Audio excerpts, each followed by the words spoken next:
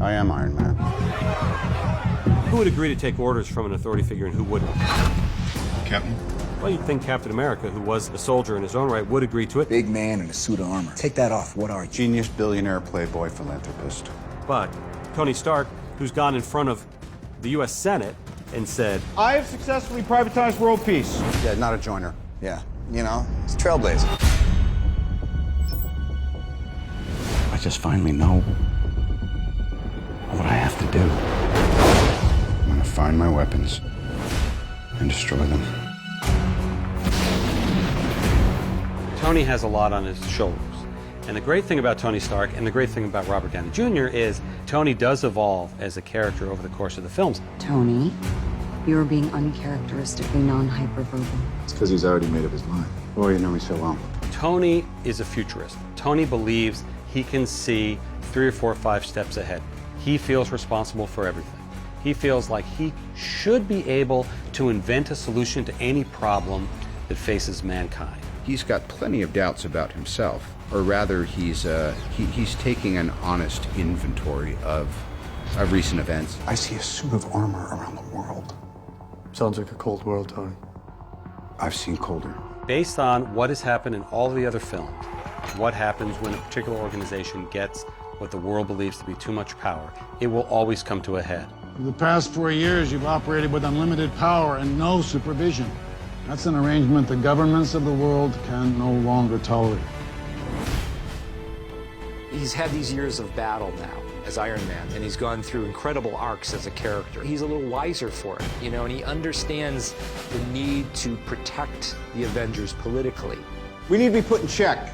If we can't accept limitations, we're boundaryless, we're no better than the bad guys. We wanted to ask the questions that audiences ask when they watch our films, which is, what is Tony Stark's response for the destruction of Sokovia? That seems like something that's really rich in drama. Who's going to avenge my son, Stark? He's dead, and I blame you. That's one of the coolest dichotomies. Cap went from being this guy who was built by the government, and his allegiance was to the government, and it was blind.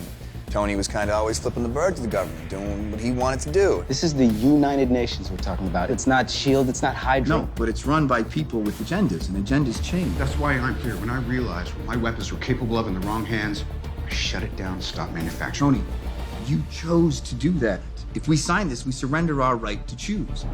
If there's one thing that's been very clearly set up, it's that Steve and Tony have a past, and that past goes back, spans several generations. Dad was a pain in the ass, but he and Mom always made it work.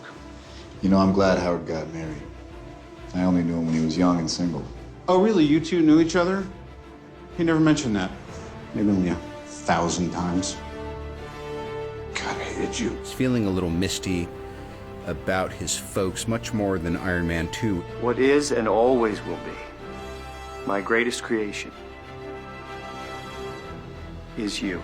Tony is finally realizing that all this dough that he inherited, let alone all the money he's made, he was supposed to do something with it. You know, they say sarcasm is a metric for potential. If that's true, you'll be a great man someday.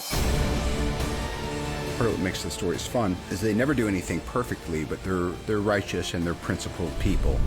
This isn't going to change what happened. I don't care. A few years ago, I trashed all my suits.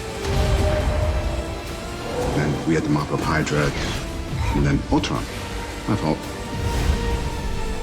And then, I never stopped. Because the truth is, I don't want to stop. I always like the idea of how do you recover from that? What has to happen for there to be any sort of homeostasis by the end of a rift like that between Steve and Tony?